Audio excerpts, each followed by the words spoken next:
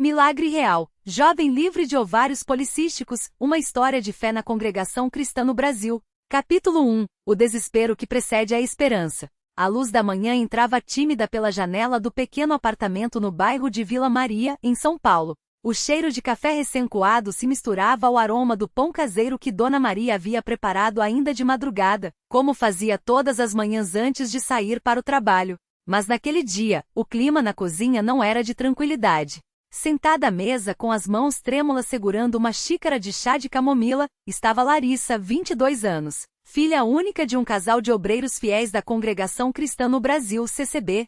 Seus olhos, antes brilhantes e cheios de vida, agora refletiam um cansaço profundo. As olheiras marcavam seu rosto jovem e o cabelo, antes longo e bem cuidado, estava desalinhado, sinal de noites mal dormidas. Ao seu lado, a Bíblia aberta em Salmos 34, 17 e 19, os justos clamam, e o Senhor os ouve, e os livra de todas as suas angústias. Perto está o Senhor dos que têm o coração quebrantado e salva os contritos de espírito. Muitas são as aflições do justo, mas o Senhor o livra de todas. Parecia ser seu único consolo naquele momento. Mãe, não aguento mais, sussurrou Larissa com a voz embargada. Os médicos disseram que é síndrome dos ovários policísticos que pode me deixar infértil. E as dores, parece que algo está me rasgando por dentro. Dona Maria, uma mulher de fé inabalável, largou a colher de pau com que mexia a panela de feijão e se ajoelhou ao lado da filha, pegando suas mãos com firmeza. Minha filha, Deus não nos desampara. Lembra do que o irmão Paulo falou no culto ontem? O Senhor é o nosso médico. Nós vamos orar, e Ele vai te curar. Não é a medicina dos homens que vai te salvar, é a mão de Deus. Larissa tentou sorrir, mas as lágrimas escorreram sem controle. Ela havia passado os últimos 6 meses em consultas, exames e remédios que só pioravam seus sintomas. Os médicos falavam em cistos nos ovários, desequilíbrio hormonal, resistência à insulina, termos que soavam como uma sentença. E o pior, a possibilidade de nunca poder ser mãe. E se Deus não quiser me curar, mãe? Perguntou com medo. E se isso for um castigo? Dona Maria a abraçou forte, como só uma mãe que já viu milagres pode fazer. Castigo? Meu Deus, não é assim. Ele é amor. Você vai ver, filha. Na próxima reunião de oração nós vamos clamar, e Ele vai te tocar. Capítulo 2. A vida na congregação, entre lutas e bênçãos. A congregação cristã no Brasil não era apenas um lugar de culto para Larissa. Era sua família, seu refúgio, sua identidade. Desde pequena, ela havia sido criada nos princípios da palavra de Deus, ensinando que a fé move montanhas e que Deus opera milagres nos dias de hoje, assim como nos tempos bíblicos. Aquele dia era quarta-feira, dia de reunião de doutrina na congregação local. Apesar da dor física, Larissa não queria faltar. Vestiu seu melhor vestido, um modelo simples mas elegante como ensinava a Irmandade, e cobriu a cabeça com o véu branco, símbolo de submissão e reverência a Deus. Ao chegar, foi recebida pelo irmão José, um dos anciãos que logo percebeu seu sofrimento. Irmã Larissa, tudo bem? Perguntou com voz grave, mas cheia de preocupação genuína. Você está pálida. Estou bem, irmão. Só um pouco fraca, mas a graça de Deus me sustenta. Respondeu, forçando um sorriso. Dentro do salão, as irmãs já estavam organizando os hinos do inário da harpa cristã. O aroma de incenso, usado em algumas congregações como símbolo de oração, se misturava ao cheiro de madeira envernizada dos bancos. As paredes, adornadas com quadros de passagens bíblicas, lembravam a todos que aquele era um lugar sagrado. O irmão Paulo, líder da congregação, iniciou a reunião com uma oração fervorosa. Pai Celestial, nós te agradecemos por mais um dia de vida. Sabemos que só em ti temos salvação, cura e livramento. Abençoa esta reunião. Fala aos nossos corações e fortalece a fé dos teus servos. Em nome de Jesus, amém. Em seguida, as irmãs começaram a entoar o hino 45, Deus é fiel, e Larissa, mesmo com a voz fraca, cantou com o coração.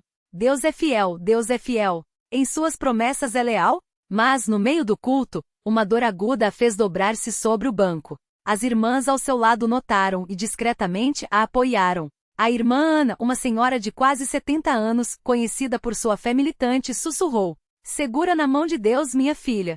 Ele está aqui. Capítulo 3. O clamor pela cura, uma noite de oração que mudaria tudo. Naquela noite, após o culto, o irmão Paulo anunciou.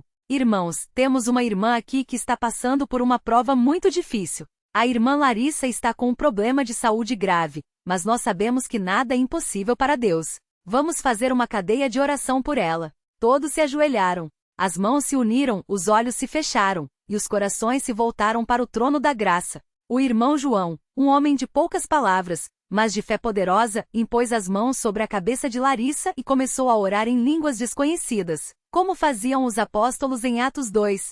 Sua voz ecoava pelo salão, cheia de autoridade espiritual. Senhor Jesus, que curaste a mulher do fluxo de sangue, que ressuscitaste Lázaro, que abristes os olhos do cego, olha para esta tua serva. Toca nela, Senhor. Destrói essa enfermidade, como destruíste a serpente de bronze no deserto. Em nome de Jesus, eu determino. Sai, doença. Larissa sentiu algo estranho e poderoso percorrer seu corpo. Era como se uma corrente elétrica a atravessasse, mas sem dor, apenas paz. As lágrimas agora não eram de tristeza, mas de gratidão antecipada. As irmãs ao seu redor também oravam, algumas chorando, outras proclamando: O Senhor é o meu pastor, nada me faltará. Salmo 23. Pelas suas pesaduras fomos sarados. Isaías 53, 5.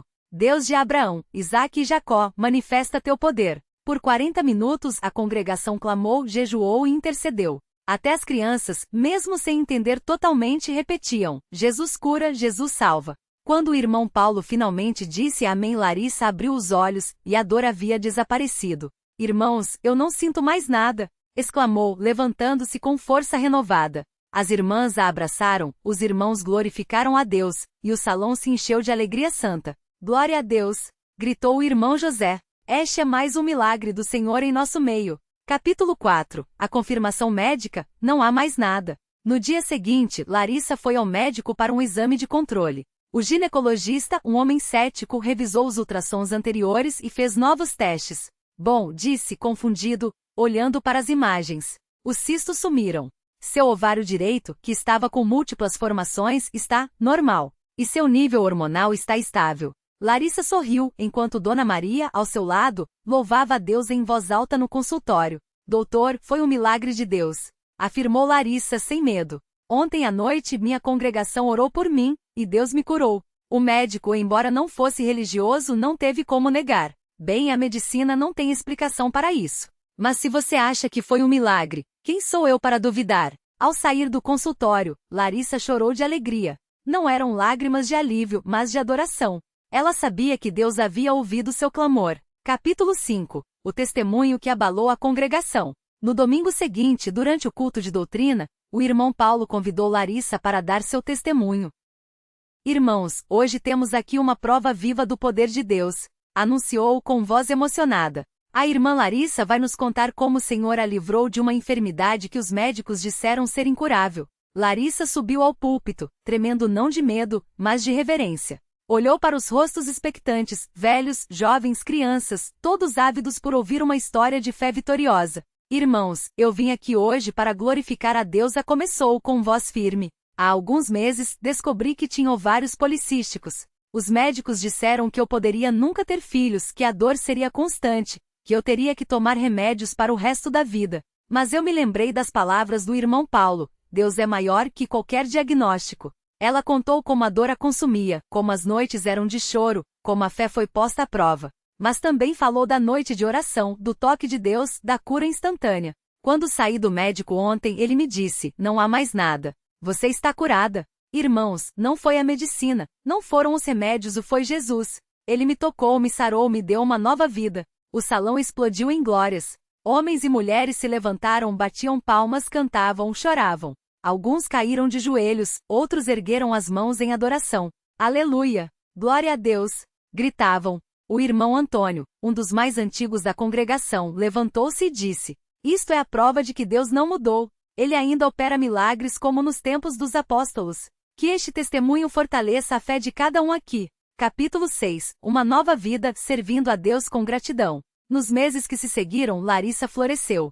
Não apenas fisicamente, seu corpo estava saudável, sua pele brilhava, seus cabelos voltaram a crescer fortes, mas espiritualmente. Ela se tornou mais ativa na congregação. Ajudava nas escolas dominicais, ensinando as crianças sobre Daniel na cova dos leões e a cura do paralítico. Participava dos cultos de jovens, incentivando os adolescentes a confiarem em Deus mesmo nas provações. Visitava os enfermos, levando orações e palavras de ânimo, assim como fizeram por ela. Um dia, enquanto organizava os hinos para o culto, a irmã Clara, uma jovem que também lutava contra uma doença, aproximou-se dela com lágrimas nos olhos. Larissa, eu ouvi seu testemunho, e eu também preciso de um milagre. Tenho medo de não ser digna. Larissa a abraçou e disse: Irmã, nenhum de nós é digno por nós mesmos. Mas Jesus é digno. Ele morreu por nós na cruz, e seus ferimentos nos sararam. Se ele curou uma pecadora como eu, ele pode curar você também. Elas se ajoelharam ali mesmo, entre os bancos da congregação, e clamaram juntas. E assim como aconteceu com Larissa, Deus ouviu. Capítulo 7. O futuro, uma promessa de bênção. 1 ano depois da sua cura, Larissa recebeu uma surpresa. Em um culto de ação de graças, o irmão Paulo anunciou: Irmãos, temos uma notícia abençoada. A irmã Larissa e o irmão Rafael vão se casar. Rafael, um jovem obreiro dedicado, havia sido um dos que oraram por ela naquela noite memorável. Agora, eles se preparavam para construir um lar segundo a vontade de Deus. No dia do casamento, na simples mas solene cerimônia da CCB, Larissa usava um vestido branco modestos, o véu cobrindo sua cabeça e no rosto, um sorriso que só quem experimentou a fidelidade de Deus pode ter. Quando o irmão Paulo os declarou marido e mulher, Rafael segredou: Deus não só te curou como te deu a mim, e eu prometo servir a ele contigo pela vida toda. Larissa olhou para o céu, agradecida, e sussurrou: Senhor, tu fizeste mais do que eu poderia pedir ou pensar. Minha vida é tua. Epílogo. Um milagre que continua. Anos depois, Larissa e Rafael tiveram 2 filhos saudáveis, Samuel e Ana, nomes que carregavam o significado de ouvido por Deus e cheia de graça. Toda vez que alguém na congregação passava por uma provação de saúde, Larissa estava lá contando sua história, orando com fé, lembrando a todos que Deus não mudou. Ele ainda cura. Ele ainda salva. Ele ainda faz milagres. E assim, o milagre de Larissa não foi apenas uma cura física, mas um testemunho vivo do poder de Deus na congregação cristã no Brasil, uma prova de que, quando o povo de Deus se une em oração, os céus se abrem, e os impossíveis se tornam possíveis. Glória a Deus! Aleluia! Fim. Este relato é uma obra de ficção inspirada em testemunhos reais de cura na CCB. Que ele fortaleça a fé daqueles que creem no Deus que opera milagres. Milagre real, jovem livre de ovários policísticos, congregação cristã no Brasil. Continuação, um testemunho que se multiplica. Capítulo 7. O reencontro com a médica. Isso não tem explicação científica. 3 meses após o diagnóstico de cura, Larissa sentou-se na sala de espera do mesmo consultório onde, há pouco tempo, ouvirá a sentença: síndrome dos ovários policísticos. Sem cura, apenas controle. Seu coração batia acelerado, não por medo, mas por uma expectativa santa. Desta vez, não estava sozinha. Ao seu lado, Rafael segurava sua mão, enquanto a irmã Marta, sua companheira de oração, folheava uma Bíblia aberta em Salmos 103. 3. Ele é quem perdoa todas as tuas iniquidades e sara todas as tuas enfermidades. A porta se abriu, e a doutora Camila, com seu jaleco branco e expressão sempre séria, chamou: Larissa Oliveira? Ao entrar, Larissa notou que a médica folheava seu prontuário com uma expressão de confusão. Os exames recentes solicitados pela própria Larissa para confirmar a cura estavam sobre a mesa. A doutora levantou os olhos, tirando os óculos, e olhou fixamente para a jovem. Larissa começou hesitante. Os seus exames estão normais. Totalmente normais. Não há mais cistos, os hormônios estão regulados, a insulina está em níveis ideais. É como se você nunca tivesse tido SOP. Rafael não conteve a emoção. Glória a Deus, doutora. Nós oramos, jejuamos, e o Senhor a curou. A médica, porém, não era crente. Seu rosto era um misto de espanto e ceticismo. Eu já vi remissões espontâneas em alguns casos, mas nada tão drástico assim. E em tão pouco tempo, ela folheou os exames novamente. Isso não tem explicação científica. Pelo menos, não que eu conheça. Larissa sorriu serena. Doutora, a ciência explica muitas coisas, mas Deus está acima dela. Ele é o autor da vida. Se o Senhor quiser, até as leis da natureza se curvam à sua vontade. A doutora Camila ficou em silêncio por um longo momento. Então, com um suspiro, ela fechou a pasta e olhou nos olhos de Larissa. Eu não sou religiosa, mas, ela hesitou. Se isso foi um milagre, então parabéns. E obrigada por me lembrar que há coisas que vão além do que eu aprendi nos livros. Antes de sair, a médica pediu: posso guardar uma cópia desses exames? Para estudo, é claro, mas também porque, ela sorriu levemente, às vezes, a gente precisa de provas para acreditar no impossível. Larissa saiu do consultório com lágrimas nos olhos. Não eram lágrimas de alívio, mas de gratidão. Até mesmo os incrédulos estão vendo, Senhor, pensou. Capítulo 8. O testemunho na congregação, contai as maravilhas de Deus. Naquela noite, a congregação cristã no Brasil estava repleta. O ar estava carregado de uma expectativa especial, pois o irmão Paulo, o ancião, havia anunciado que Larissa daria seu testemunho público. As irmãs já sabiam do milagre. Afinal, as notícias na CCB se espalham como fogo em palha seca. Mas ouvir diretamente da boca de quem viveu era diferente. Larissa subiu ao púlpito com as pernas trêmulas. Olhou para a assembleia. Rostos conhecidos, irmãos que oraram por ela, jovens que lutavam com doenças semelhantes, mães que intercediam por suas filhas. Ao fundo, viu a irmã Clara, a idosa que lhe dera o lenço bordado com Deus é fiel, agora sorrindo com os olhos brilhantes. Irmãos e irmãs, começou com a voz embargada. Eu vim aqui hoje não para falar de mim, mas da fidelidade de Deus. Há alguns meses, os médicos me disseram que eu nunca teria filhos, que meu corpo estava doente, que eu teria que tomar remédios para sempre. Mas Deus aqui, ela fez uma pausa, engolindo o choro. Mas Deus tinha outros planos. Ela contou tudo. As noites de dor, as orações no quarto escuro, o jejum de Rafael, a unção com óleo pela irmã Marta, a palavra profética do irmão Paulo. E por fim, os exames que comprovavam o milagre. Eles disseram que não tinha explicação. Mas nós sabemos que tem, não é? Ela olhou para a congregação. O nome da explicação é Jesus. Um coro de glória a Deus, e aleluia, encheu o salão. Muitas irmãs choravam. Uma jovem chamada Amanda, que também lutava contra a SOP, levantou-se do banco e gritou: Irmã Larissa, ore por mim. Eu também quero ser curada. Em segundos, dezenas de mãos se ergueram. O irmão Paulo, emocionado, pediu: Vamos todos nos ajoelhar. Hoje é noite de milagres. E assim, sob o som dos hinos, quão grande és tu, e Deus conosco está, a congregação se prostrou em oração. Larissa, de mãos dadas com Amanda, clamou: Senhor, assim como tu me tocaste, toca a minha irmã. Que este lugar seja um hospital divino, onde os enfermos são sarados e os corações quebrantados são restaurados. O Espírito Santo moveu-se de forma tão poderosa que até os irmãos mais reservados choravam. Aquela noite ficou marcada na história daquela congregação como a noite das curas, pois, nos dias seguintes, outros testemunhos começaram a surgir. Uma irmã livre de miomas, um irmão curado de uma úlcera crônica, uma criança que deixou de ter crises de asma. Deus não faz acepção de pessoas. Se Ele curou uma, pode curar todas. Capítulo 9. A vida após o milagre, para que o mundo creia. Os anos seguintes foram de uma bênção tão grande que às vezes, Larissa acordava de manhã e pensava: será que isso tudo é real? Ela e Rafael casaram-se em uma cerimônia simples, mas cheia de significado na própria congregação. O irmão Paulo oficiou, e a irmã Marta, agora como madrinha, colocou nas mãos de Larissa o mesmo lenço bordado que um dia enxugara suas lágrimas. Guarde isso, filha, disse ela, para lembrar que nas horas mais escuras, Deus está tecendo a sua vitória. O casamento foi um testemunho vivo. Muitas convidadas que sofriam com infertilidade ou doenças hormonais aproximaram-se de Larissa, buscando conselho. Ela sempre respondia: Não sou médica, não sou especialista. Mas eu sei de uma que é o médico dos médicos. Se você crer, ele pode fazer por você o que fez por mim. E foi assim que, sem querer, Larissa tornou-se uma intercessora das causas impossíveis na congregação. Toda semana, ela recebia cartas, mensagens, pedidos de oração de mulheres de todo o Brasil que, ao ouvirem seu testemunho, que agora circulava em áudios e vídeos entre os irmãos, clamavam por um milagre semelhante. Rafael, por sua vez, tornou-se um apoio fundamental. Ele organizava grupos de oração específicos para casais que lutavam contra a infertilidade, sempre lembrando: Deus não se esqueceu de vocês. Ele tem um tempo para cada coisa. Enquanto esperamos, vamos louvar.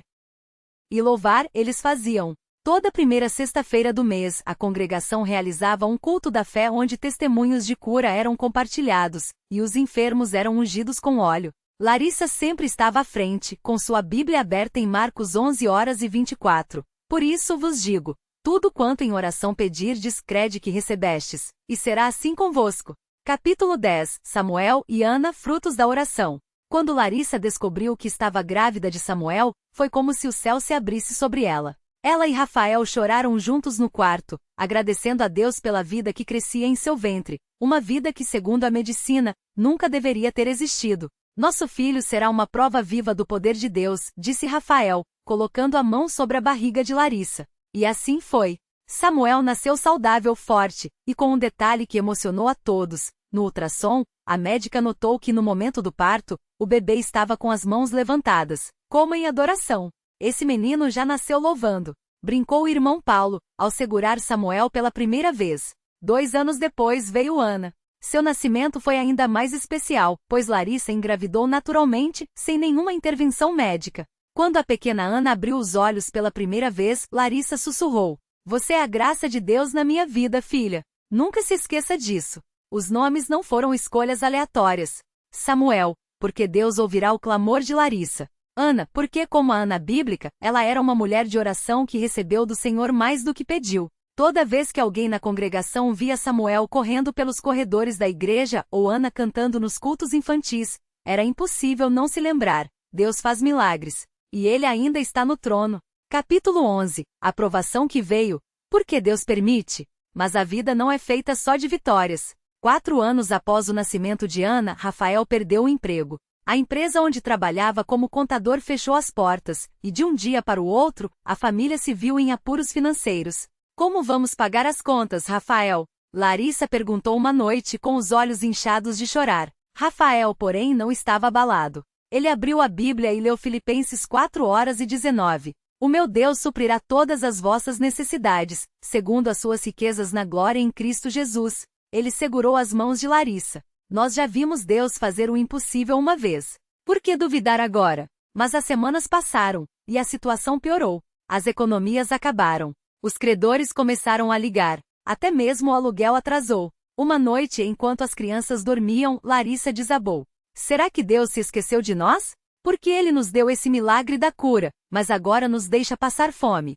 Rafael não teve uma resposta fácil. Ele apenas a abraçou e disse: "Não sei porquê, mas sei quem está no controle. Vamos jejuar e orar. Deus vai nos mostrar o caminho." E foi então que, no culto do domingo seguinte, o irmão Paulo fez um anúncio. Irmãos, temos uma família em nossa congregação que está passando por dificuldades. Não vou dizer quem é, mas peço que se alguém puder ajudar com doações, alimentos ou até mesmo um emprego, se manifeste. No final do culto, um irmão chamado José, dono de uma pequena padaria, aproximou-se de Rafael. Irmão, ouvi o apelo do irmão Paulo. Preciso de um bom contador para cuidar das finanças do meu negócio. Se você quiser, o emprego é seu.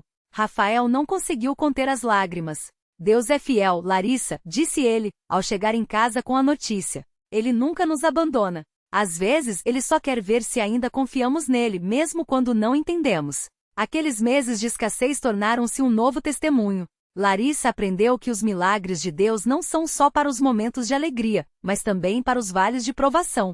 Capítulo 12. O legado de uma vida milagrosa, até as gerações futuras.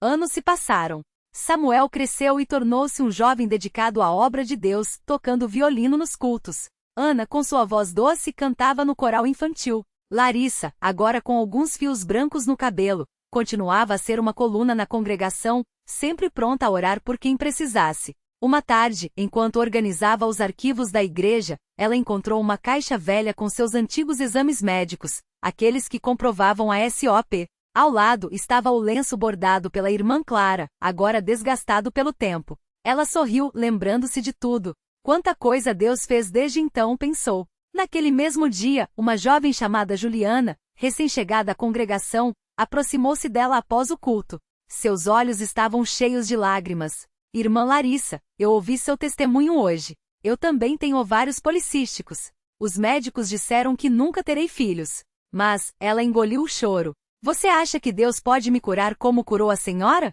Larissa segurou as mãos da jovem e olhou nos seus olhos. Minha filha, Deus não é homem para mentir. Se Ele fez por mim, pode fazer por você. Mas tem uma coisa que você precisa entender, ela apontou para o céu. O milagre não está só na cura. Está na jornada. Está em aprender a confiar nele, mesmo quando tudo parece perdido. Está em se ajoelhar e dizer: Senhor, mesmo que não me cures, eu te louvo. Juliana chorou mais ainda, mas desta vez eram lágrimas de esperança. Então, a senhora acha que eu devo orar? Perguntou. Larissa sorriu.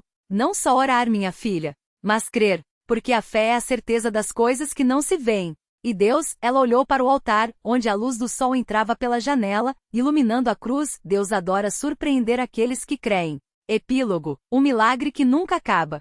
Hoje Larissa tem 52 anos. Seu cabelo está quase todo branco, mas seus olhos brilham com a mesma fé de quando tinha 22. Samuel é um missionário na África, levando a palavra de Deus a tribos remotas. Ana é professora da escola dominical, ensinando às crianças que Deus ainda opera milagres. Toda vez que uma nova geração ouve seu testemunho, Larissa repete: Deus não mudou. Ele ainda cura. Ele ainda salva. Ele ainda faz o impossível virar possível. E quando lhe perguntam: como a senhora tem tanta certeza? Ela simplesmente aponta para suas mãos, mãos que já seguraram exames médicos assustadores, mãos que já se ergueram em desespero, mãos que agora abraçam netos saudáveis, e diz: porque eu vi, porque eu vivi, porque o Deus que me curou ontem é o mesmo que sustenta você hoje. E assim, o milagre de Larissa não foi apenas uma cura. Foi uma semente plantada na terra fértil da fé, que continua a frutificar, gerando mais milagres, mais testemunhos, mais vidas transformadas. Porque no final das contas, os milagres de Deus não são para serem guardados. São para serem compartilhados. Glória a Deus! Aleluia! Este relato é uma obra de ficção inspirada em testemunhos reais de cura na congregação cristã no Brasil. Que ele fortaleça a fé daqueles que creem no Deus que faz todas as coisas novas.